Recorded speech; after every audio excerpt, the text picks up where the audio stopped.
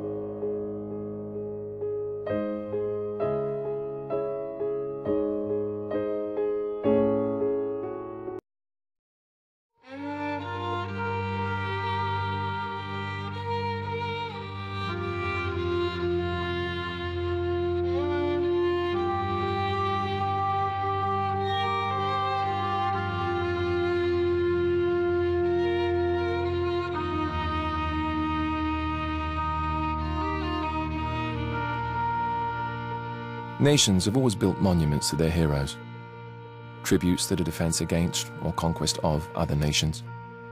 But the monument here doesn't favor one nation over another. It is the first of its kind to commemorate the enduring survival of a species, our species. More importantly, it commemorates the man who gave the world faith, who gave humanity a future, who made mankind believe again. Master Chief Petty Officer John 117.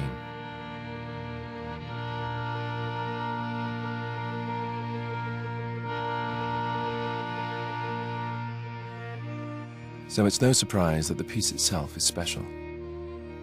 Begun 3 years ago in 2607, the monument is a diorama built entirely by hand. It is a three-dimensional snapshot of the battlefield and the soldiers who took to it that day. The scene has been reproduced with painstaking attention to detail and authenticity. Only the men and women who were there know it better. Today, we go behind the scenes to see its creation. To ensure historical accuracy, the boot camp induction scans of every Marine involved in the battle were obtained from the United Nations Space Command records. In this way, the artists were able to place the right face to the right soldier.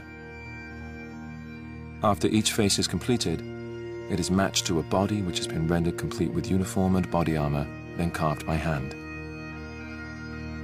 It was the artist's vision for this tribute to humanity that each piece be shaped by the hand of man, without the aid of robotic model-making systems. Each handmade soldier is posed, painted, and placed on the battlefield, both the victorious and the fallen. Based on topographical maps of the day, the artists are able to replicate each hill, each plateau, and each ravine to near exact specifications. But one of the real marvels is in the cityscape itself.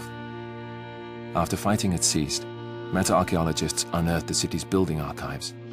In them were found perfectly preserved architectural blueprints of every structure in the city. But the challenge was not to merely rebuild the structures. It was to tear them down as well.